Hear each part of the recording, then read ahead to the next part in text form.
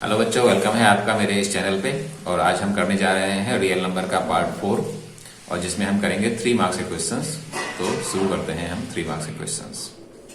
सबसे पहला क्वेश्चन है, 2 brand of chocolates are available in packs of 24 and 15 respectively. If I need to buy an equal number of chocolates of both kinds, what is the least number of boxes of each kind I would need to buy. जब भी हमें ऐसा question आए जिसमें हमें ये निकालना हो कि हमें इक्वल नंबर ऑफ चॉकलेट्स निकालने हैं दोनों टाइप के, तो एक तो हो गया 24, एक हो गया 25 का पैकेट, ठीक है। तो हमें इसमें निकालना होगा इनका एलसीएम। तो हम एलसीएम कैसे निकाल सकते हैं? एलसीएम निकाल सकते हैं हम 24 का प्राइम फैक्टर्स लिख लेते हैं और 15 का भी एक प्राइम फैक्टर्स लिख लेते हैं। 24 के प्राइम फैक्टर्स आ जाएंगे 2 to the power 3 into 3, और 15 का प्राइम फैक्टर आ जाएगा 3 into 5। तो एलसीएम क्या आ जाएगा इनका? एलसीएम आ जाएगा, हम हाईएस्ट पावर लेते हैं, इसमें आ जाएगा हमारे पास LCM 2 to the power 3 into 3 into 5 equal to ये आ जाएगा अपना 24 into 5 120, ठीक है। अब ये हमारा निकल गया। ये टोटल जो बॉक्स हमें खरीदने होंगे, टोटल चॉकलेट्स जो हमें खरीदने होंगे वो हमें ये 120 चॉकलेट्स खरीदने पड़ेंगे, जिसमें टाइप ए का कितना होगा? टाइप ए का होगा, हम जैसे 120 है और एक पैकेट में 24 है, तो फर्स्ट सपोज हम मान लेते हैं कि फर्स्ट ब्रांड जो टाइप ए हम मान लेते हैं इसको, this is type A, and इसे हम मान लेते हैं टाइप बी, ठीक है। तो जब हम ये कहेंगे फर्स्ट ब्रांड, और we can say type A के कितने बॉक्स चाहिए होंगे हमें, type A box is required is equal to 120 divided by 24, so this is 5। हमें टाइप ए के 5 बॉक्स चाहिए होंगे। टाइप बी के कितने बॉक्स चाहिए होंगे? तो टाइप बी का बॉक्स निकालने के लिए भी हमें क्या करना पड़ेगा? हमें 120 को 15 से डिवाइड कर देना पड़ेगा, और 15 से हम डिवाइड करेंगे तो ये हमारा आ जाएगा 15 8 जा, यानी कि टोटल नंबर ऑफ जो बॉक्स हमें हम लेना होगा, what is the least number of box of each kind, so we need 5 boxes of type A and 8 boxes of type B, ठीक है। तो अब हम चलते हैं नेक्स्ट क्वेश्चन की तरफ, और नेक्स्ट क्वेश्चन है हमारा, if the sum of LCM and HCF of 2 numbers is 1260 and their LCM is 900 more than the HCF, then find the product of 2 numbers. तो जब ये क्वेश्चन दिया, इसमें इस क्वेश्चन में हमें क्या यूज करना है? हमें यूज करना है एक फॉर्मूला, और जो फॉर्मूला है हमारे पास LCM into HCF is equal to product of 2 numbers. तो हमें यही चीज निकालनी है, प्रोडक्ट ऑफ 2 नंबर्स, है ना। अब लेकिन हमें यहाँ पे क्या दिया हुआ है? एलसीएम और एचसीएफ का वैल्यू नहीं दिया हुआ है।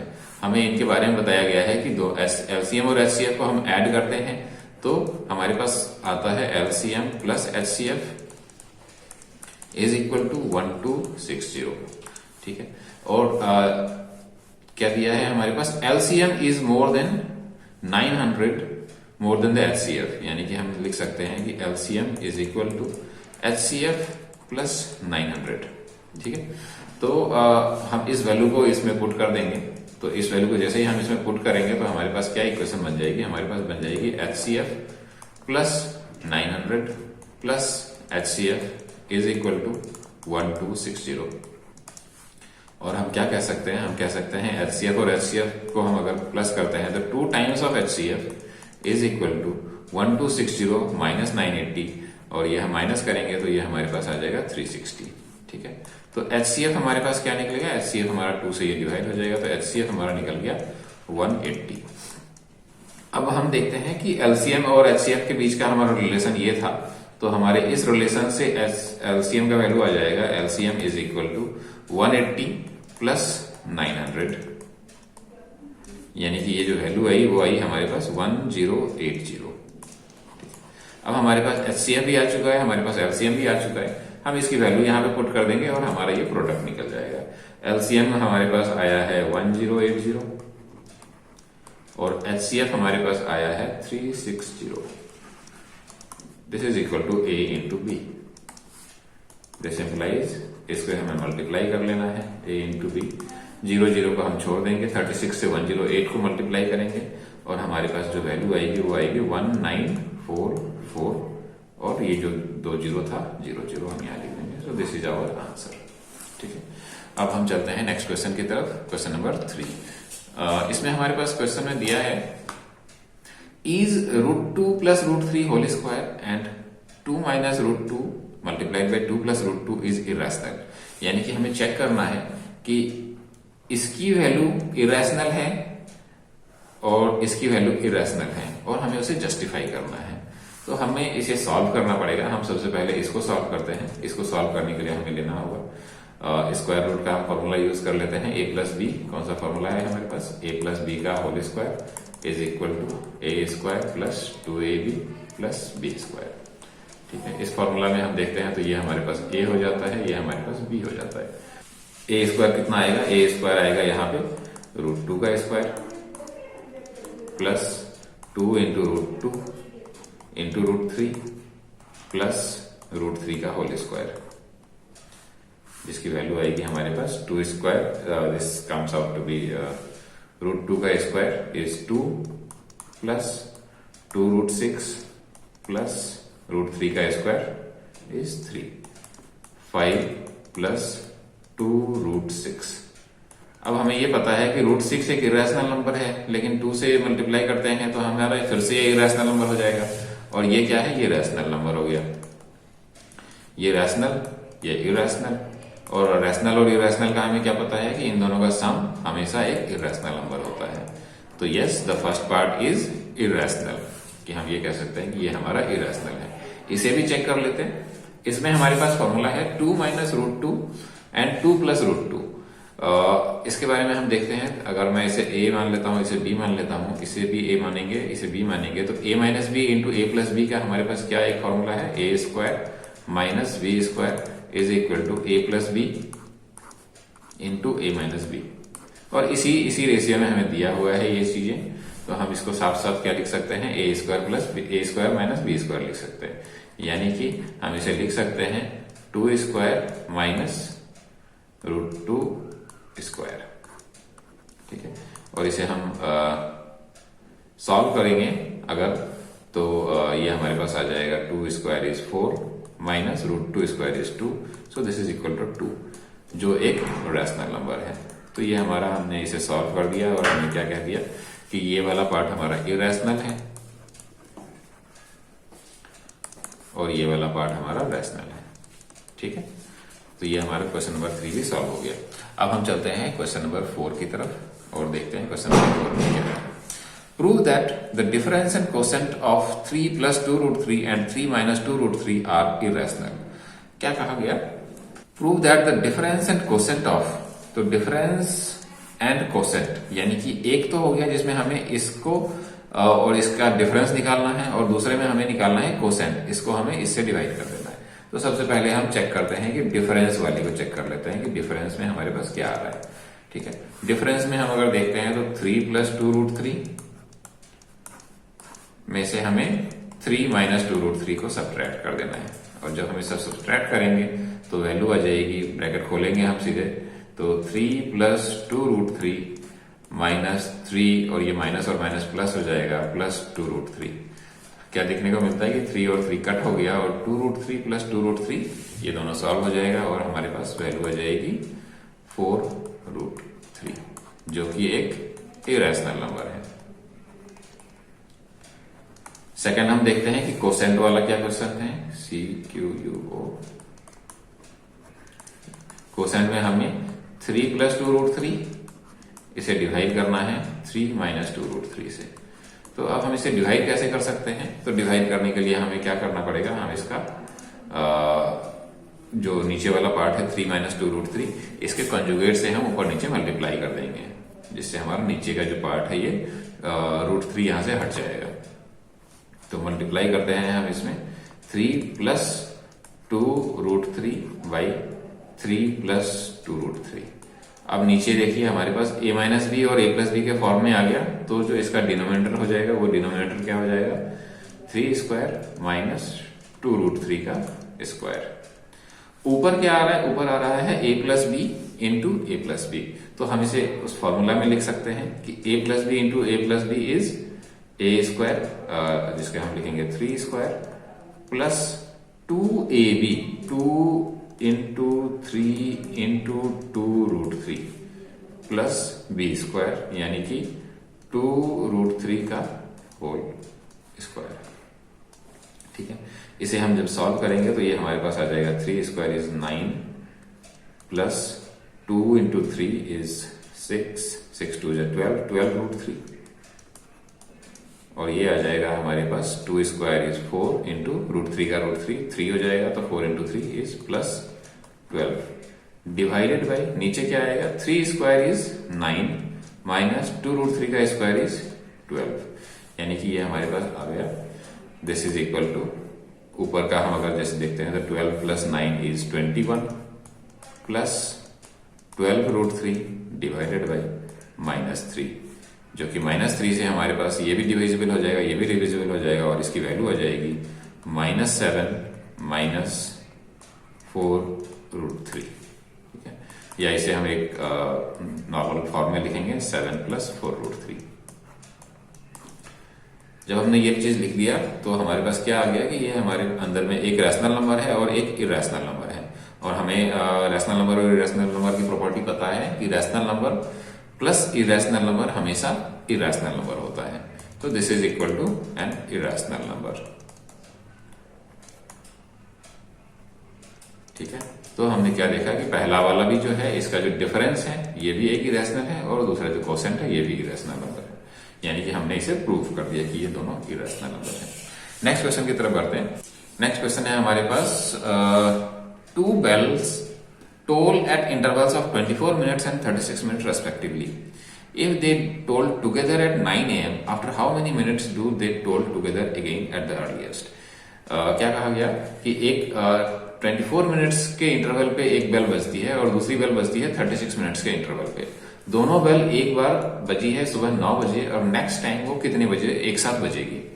तो जैसे हम देखेंगे अगर ऐसे हम करना चाहेंगे तो ऐसे 24 मिनट्स के बाद एक बार बजेगी, फिर 24 मिनट्स के एक बार बजेगी, वैसे ये 36 के बाद फिर 36 के बाद, यानी कि ये दोनों एक साथ फिर कब बजेगी ये हमें जब निकालना होगा तो हम इसमें क्या निकालेंगे, हमें इसमें निकालना होगा कि कोई भी ऐसा नंबर हो जिसको ये 24 भी डिवाइड कर दे और 36 भी डिवाइड कर दे और जो लीस्ट टाइम है ना, यहाँ पे लिखा है कि अर्लीस्ट, तो हमें अर्लीस्ट निकालना है यानी कि लीस्ट मल्टीपल हमें निकालना पड़ेगा। तो इसका क्या मतलब है, इसका मतलब है हमारे पास इसे निकालना है हमें एलसीएम। एलसीएम कैसे निकाल सकते हैं 34 और 26 का, तो हम 24 और 36 को जो नॉर्मल हमारा तरीका है हम इसे 2 से डिवाइड कर देंगे, तो 2 से जैसे ही करेंगे तो ये हमारे पास 12 आ जाएगा, ये हमारे पास 18 आ जाएगा, फिर 2 से करेंगे, ठीक है, तो 6 आ जाएगा, 3 आ जाएगा, 9 आ जाएगा, फिर 3 से करेंगे तो यहाँ पे हमारे पास 2 आ जाएगा और यहाँ पे हमारे पास आ जाएगा 3, यानी कि इसका एलसीएम क्या है, इसका एलसीएम है 2 क्यूब इंटू 3 स्क्वायर और this comes out to be 2 cube हो गया 8 into 9 that is equal to 72 minutes. क्योंकि हमारे ये मिनट्स में दिए हुए हैं तो हम क्या कह सकते हैं कि 72 मिनट एक ऐसा नंबर है जो 24 से भी डिवाइड हो जाता है और 36 से भी डिवाइड हो जाता है, यानी कि ये दोनों बेल्स 72 मिनट्स बाद, एक समय ऐसा आएगा जब 72 मिनट्स बाद दोनों एक साथ बेल बजेगी। तो हम क्या कह सकते हैं इसे 72 मिनट्स, इसे हम क्या लिख सकते हैं कि 1 आवर प्लस 12 मिनट्स, 60 मिनट्स का हमारा 1 आवर होता है, तो 1 आवर प्लस 12 मिनट्स। तो यहाँ क्वेश्चन जो था कि after how many minutes do they toll together again at the earliest, तो हमारा जो आंसर है आंसर इज 72 मिनट्स, जिसे हम लिख सकते हैं 1 आवर 12 मिनट। ठीक है, अब हम चलते हैं नेक्स्ट क्वेश्चन की तरफ। Question number 7। क्वेश्चन नंबर 7 में दिया है कि there are 44 boys and 32 girls in a class. These students arranged in rows for a prayer in such a way that each row consists of either boys or girls, and every row contains an equal number of students. और हर एक रो में equal number of students होने चाहिए। तो हम क्या कहेंगे कि हमें ऐसा 44 हो गया और 32 हो गया, तो यानी कि हमें 44 को भी ऐसे रोज में बांटने हैं और 32 को भी ऐसे रोज में बांटने हैं जो रोज में जो नंबर आए वो इक्वली हो। तो हम इसमें क्या निकालना चाहेंगे, हम इसमें जो इसका तरीका होता है वो ऐसा होता है कि इसे हमें डिवाइड करना है इक्वल पार्ट्स में, इसे भी हमें डिवाइड करना है इक्वल पार्ट्स में। तो हम इस दोनों का HCF निकालेंगे। HCF निकालेंगे, HCF वो नंबर होगा जो इसे भी डिवाइड कर देगा, इसे भी डिवाइड कर देगा, और वही HCF हमारा इस रो का भी हर रो में कितने बच्चे बैठेंगे इसका आंसर भी वही होगा। तो HCF निकालने का क्या तरीका है? HCF निकालने का जो तरीका है वो है 32 का हम प्राइम फैक्टर्स लिख देते हैं, जो कि हमारे पास आ जाएगा 2 to the power 5, और 44 का हम प्राइम फैक्टर्स लिख देते हैं, जो हमारा आ जाएगा, अगर हम 4 कहते हैं तो 4 into 11, 2 square into 11। So HCF is 2 square is जो मिनिमम पावर लेंगे 2 का स्क्वायर, तो दिस इज 4। तो HCF हमारा आ गया 4, यानी कि अब हमें क्या चेक करना है? हमें चेक करना है कि मिनिमम नंबर ऑफ रोज कितने होंगे।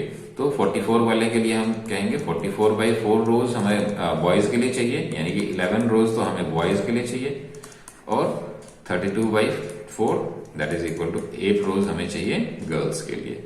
सो टोटल रोज जो हमें चाहिए होगा 11 + 8 दैट इज इक्वल टू 19 रोज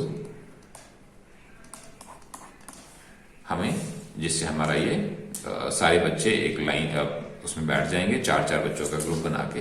ठीक है, तो ये हमारा क्वेश्चन यहाँ सॉल्व हो जाता है, और हम चलते हैं नेक्स्ट क्वेश्चन की तरफ। नेक्स्ट क्वेश्चन है हमारे पास question number 8। The LCM of 2 numbers is 14 times their HCF। The sum of LCM and HCF is 600। If one number is 280 then find the other number. तो ये फिर वही हमारा जो बेसिक फॉर्मूला है, उसी फॉर्मूला पे हम क्वेश्चन बनेगा। ये फॉर्मूला लिख लेते हैं एक बार, LCM into HCF। ये हमें आपको याद रख लेना है, और इसे आप डायरेक्टली कहीं पे भी यूज कर सकते हैं। यहाँ पे एक नंबर हमें दे दिया 280, तो हम मान लेते हैं कि this number is A। Second number हमें नहीं दिया है, तो हम उसे B रहने देते हैं, B। ठीक है, और क्या दिया है कि the LCM of 2 numbers is 14 times their HCF, यानी कि, और the sum of LCM and HCF is 600। तो 2 इक्वेशन हमारे पास बनेगी। पहला इक्वेशन बनेगा LCM plus HCF is equal to 600, और दूसरा है कि LCM is equal to 14 into HCF। यही लिखा है यहाँ पे 14 टाइम्स ऑफ देयर HCF। जो LCM है वो 14 टाइम्स ऑफ HCF है, तो वही चीज मैंने यहाँ लिख दी कि 14 इंटू HCF। तो अगर हम इसको ये देखते हैं, तो ये हमारे पास इस वैल्यू को हम ऊपर वाले में पुट कर देंगे। तो LCM की जगह पे हम क्या लिख देंगे? LCM की जगह पे लिख देंगे हम 14 HCF plus HCF is equal to 600, या हम इसे क्या लिख सकते हैं? 15 HCF is equal to 600 and HCF is equal to 600/15। तो 600/15 ये हमारा हो जाएगा 40। तो हमारा इसका HCF क्या निकल के आ गया? 40। अब हम इसे इस फॉर्मूला में पुट कर देते हैं। फाइंड द अदर नंबर निकालना है। तो LCM हमारे पास है, नहीं, LCM भी हमें इसमें से निकालना पड़ेगा। तो LCM is equal to 40 into 14। ठीक है, तो अगर हम 14 से 4 को मल्टीप्लाई करेंगे तो ये आ जाएगा हमारे पास 56, यानी कि LCM इज 560। ये फॉर्मूला पे वैल्यू पुट करेंगे तो LCM is 560 into HCF is 40 is equal to 280 into our B, जो हमें निकालना है। तो this implies B is equal to 560 into 40 divided by 280, जो कि हमारा, हम इसको काट लेते हैं।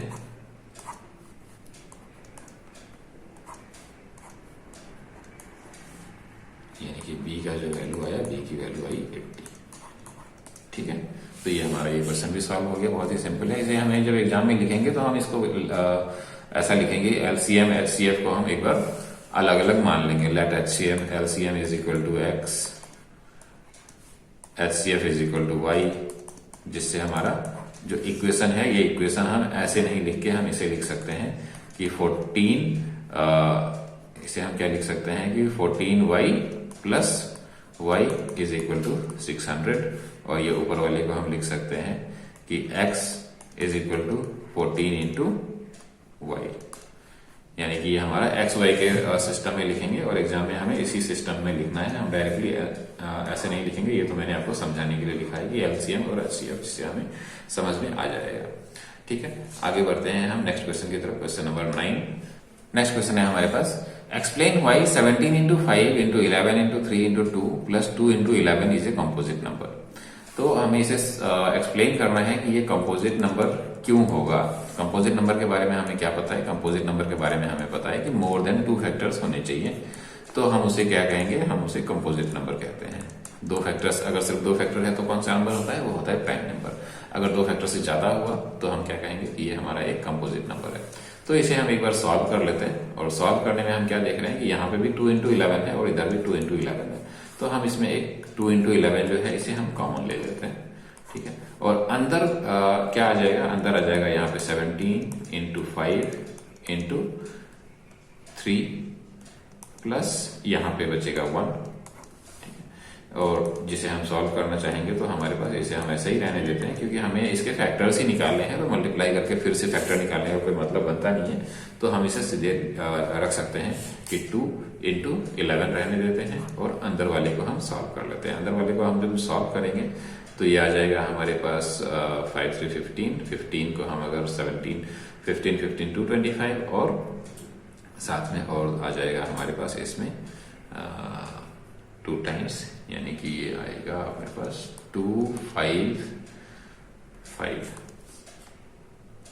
प्लस 1, ठीक है। ये हो गया हमारे पास। सो हम इसे क्या लिख सकते हैं कि दिस इज 2 इंटू 11 इंटू 256, ठीक है।